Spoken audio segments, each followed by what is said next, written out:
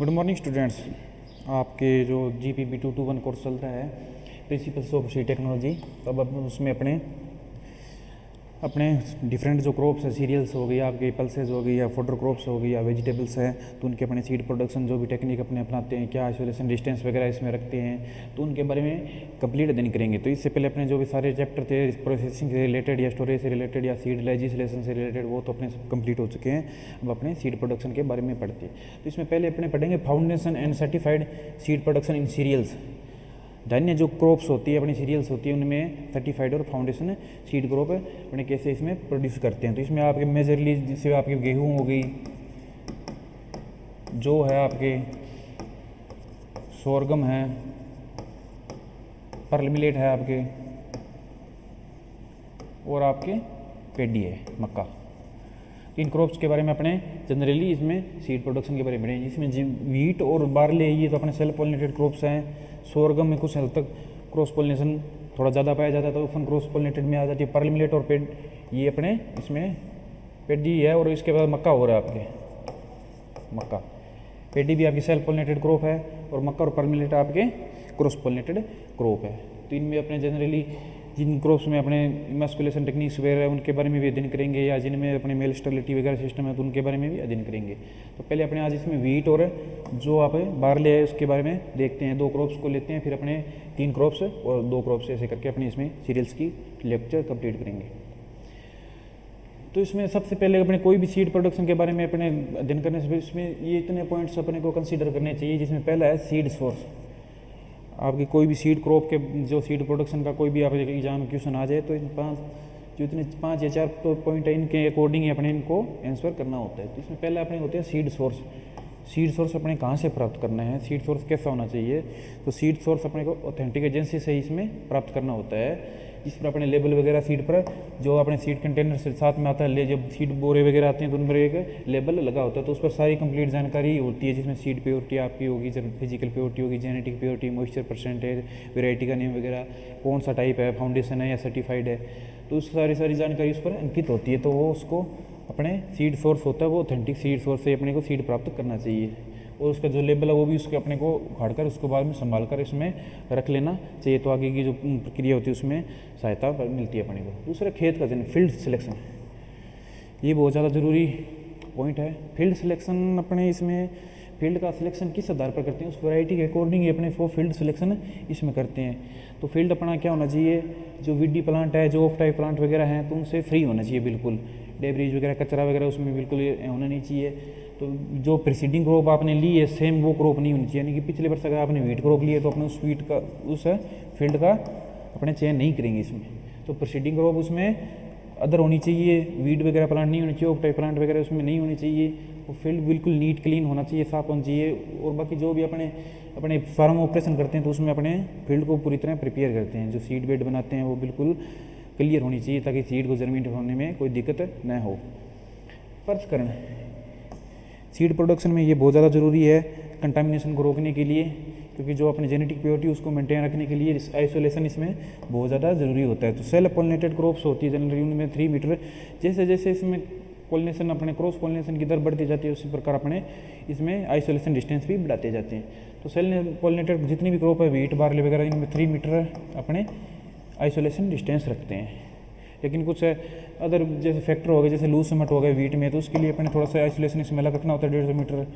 और जैसे अपने बार्ले ये अपने पर्ल मिलेट है, तो इसमें जॉनसन ग्रास से भी अपने को 400 मीटर इसमें रखना होता है। तो ये थोड़े से अलग अलग पैरामीटर्स होते हैं, उसके बारे में अपने इसमें देखेंगे। अगला है खेत प्रक्रियाएँ, फार्म ऑपरेशंस। बुआई, सोविंग हो गई आपके, पहले लैंड प्रिपरेशन करते हैं, इसमें सोविंग करते हैं, उसके बाद में अपनी इरिगेशन वगैरह हो गई, आपके जो भी प्लांट प्रोटेक्शन मेजर्स वगैरह उसमें अपनाते हैं, वीड मैनेजमेंट हो गया, आपके डिजीज मैनेजमेंट, इंसेक्ट मैनेजमेंट, तो ये सारी क्या होती हैं फार्म ऑपरेशन के अंदर में अपने इसमें देखेंगे। अगला है रोगिंग, जो भी अपने अनरिलेटेड जो भी प्लांट होता है, जो क्रॉप से रिलेटेड नहीं उसको उखाड़ना रोगिंग उसमें कहलाता है। तो इसमें रोगिंग की अपने जनरली 2 या 3 रोगिंग उसमें क्रॉप पीरियड के दौरान अपनाते हैं, और उसको ऑफ टाइप जो भी प्लांट होते हैं, जो भी अनडिजायरेबल प्लांट होते हैं, उनको जड़ समेत या उखाड़ते हैं, उनको हटाते हैं। इसमें जैसे अलग कुछ बातें होती है, कुछ प्रिकॉशंस वगैरह होती हैं, उनका ध्यान रखना होती है। जैसे कोई लूज सिमट वगैरह के प्लांट है तो उनको लिफाफों में से कम्प्लीटली बंद करके उसके बाद में उखाड़ना चाहिए, ताकि उसके स्पोर्स वगैरह नियर बाई जो भी प्लांट होते हैं उनको डैमेज न करें। कटाई व घाई ये लास्ट प्रोसेस है, इसमें हार्वेस्टिंग करते हैं और थ्रेसिंग करते हैं। इसमें भी अपने को सीड प्रोडक्शन के दौरान बहुत ध्यान रखना पड़ता है।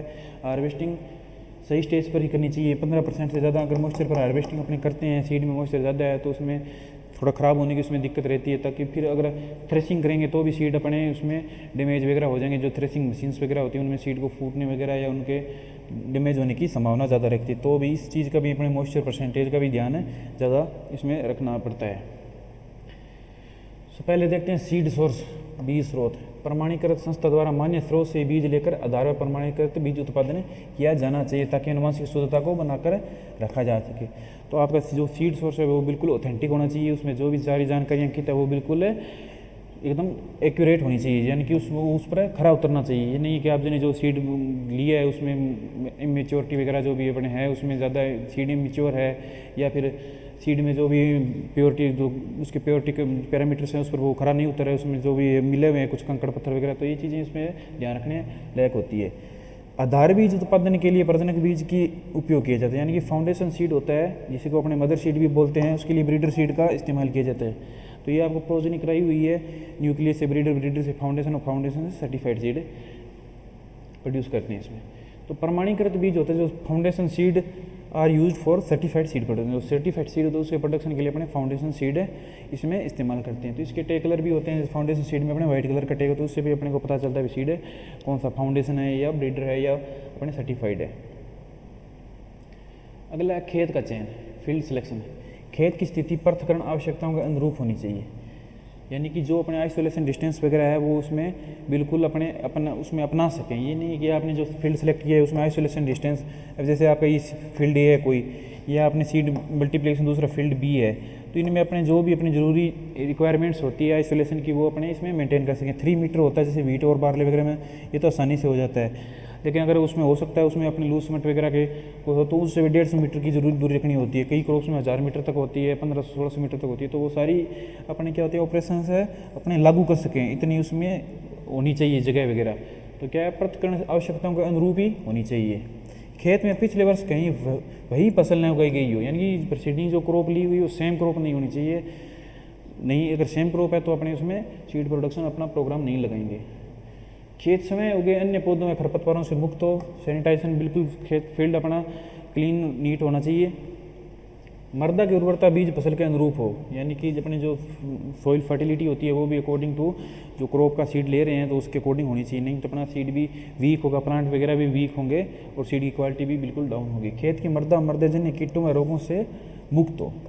जो अपने सॉइल्स में जो भी एग्स वगैरह इंसेक्ट्स के होते हैं या जो फंगल स्पोर्स वगैरह होते हैं उनसे भी सीड अपना फील्ड क्या होनी चाहिए बिल्कुल मुक्त होनी चाहिए, ताकि वो भी अगर जर्मिनेटिंग कंडीशन में भी जो अपने जो भी पौध होती है जो सीडलिंग होती है उसको डैमेज पहुंचाते हैं, या सीड को जो सॉइल में सीड होता है उसको डैमेज ही पहुंचाते हैं।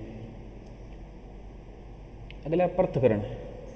वीट और बार्ले क्या सेल्फ पॉलिनेटेड क्रॉप है, इनमें 3% तक क्रॉस पॉलिनेशन हालांकि पाया जाता है, लेकिन ये सेल्फ पॉलिनेटेड क्रॉप है तो इनमें 3 मीटर ही अपने अमूमन इसमें जो आइसोलेशन डिस्टेंस रखते हैं।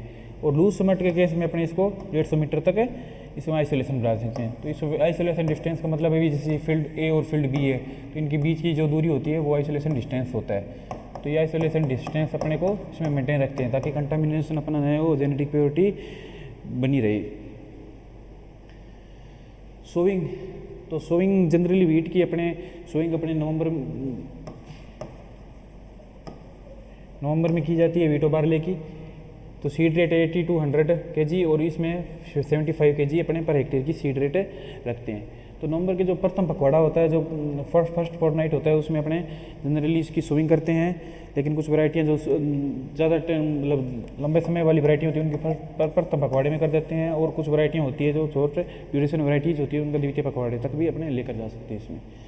तो सीड रेट भी अकॉर्डिंग टू टाइम चेंज होती रहती है, जितनी भी लेट सोइंग वैरायटी बोएंगे तो उतनी सीड रेट को थोड़ा बढ़ाते जाते हैं इसमें। फर्टिलाइजर एप्लीकेशंस है तो ये तो आपको पता ही होगा, पड़ते हैं अब तक 120 kg, 60 kg और 40 kg NPK हो गया, और ये इसमें बार्ले में हो गया।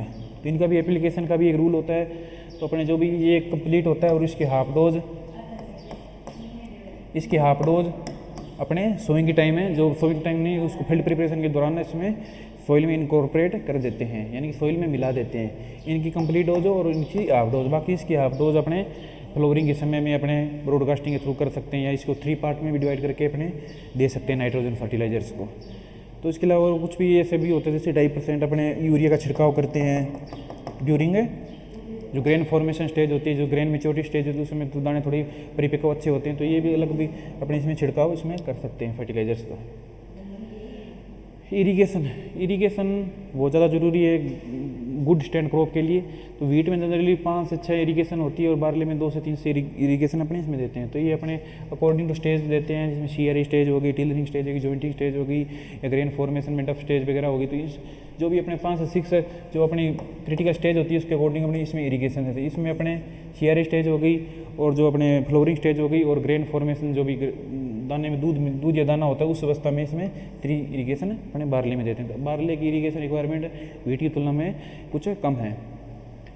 आगे है प्लांट प्रोटेक्शन मेजर्स, अपने क्या क्या अपनाते हैं। वीड मैनेजमेंट, जो भी ब्रॉडली वीड होते हैं तो उसमें 2,4-D साल्ट का अपने जो 500 ग्राम्स 750 लीटर वाटर में मिलाकर अपने इसमें छिड़काव करते हैं। और फेलरिस माइनस हो गया या जंगली जई ओट्स वगैरह होती है तो उनके लिए आइसोप्रोटिरोन जो 75 वेटेबल पाउडर आता है उसका 1 kg 700 लीटर वाटर में मिलाकर अपने इसमें छिड़काव करते हैं। और इसका मेटसल्फ्यूरोन का भी छिड़काव की इसके प्रति कई बार कह सकते हैं भी इसमें रेजिस्टेंस भी डेवलप हो गया, तो मेटसल्फ्यूरोन वगैरह उसका भी इसमें छिड़काव करते हैं।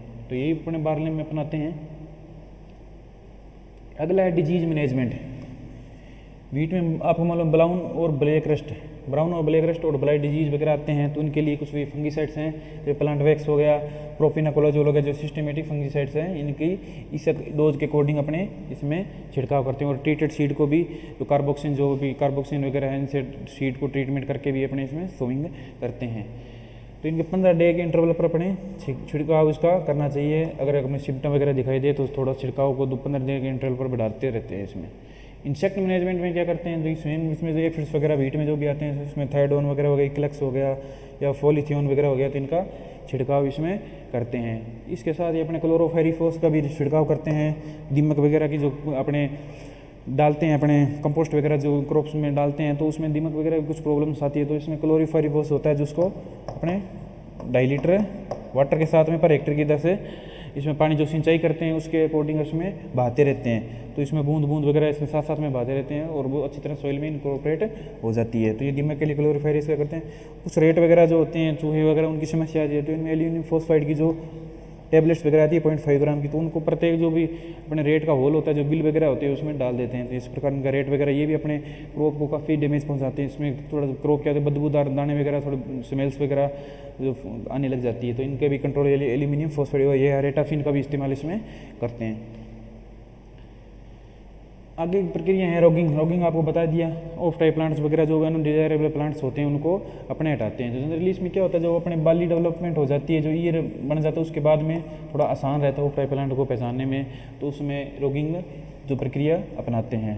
हार्वेस्टिंग है, तो हार्वेस्टिंग अपने 15% से ज़्यादा मॉइस्चर इसमें नहीं रखते हैं ताकि सीड अपना आगे ख़राब ना हो। तो अगर 15% से ज़्यादा है तो आपको मतलब मोल्ड वगैरह डेवलप हो जाएंगे, या फिर आगे थ्रेसिंग प्रक्रिया जो भी आप अपनाओगे, प्रोसेसिंग की प्रक्रिया अपनाओगे, उसमें भी आपको थोड़ा इसमें नुकसान पहुंचाना पड़ सकता है। तो फिर उसके ड्राइंग प्रक्रिया अपने को अपनानी पड़ेगी। ग्रेन को ड्राइंग मॉइस्चर जो सेफ स्टोरेज मॉइस्चर होता है उस तक लाना पड़ेगा। तो ये सारी एडिशनल से बचने के लिए अपने हार्वेस्टिंग 15% से ज़्यादा नहीं चाहिए।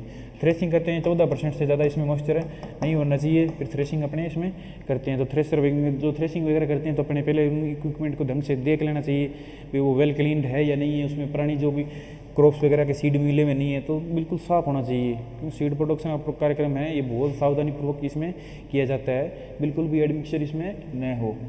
प्रोसेसिंग प्रक्रिया बनाते हैं, उसके बाद में स्टोरेज अपने सीड का कर देते हैं। तो ये अपने वीट और बार्ले की अपने सीड प्रोडक्शन की जो जनरल प्रक्रिया इसमें अपनाते हैं।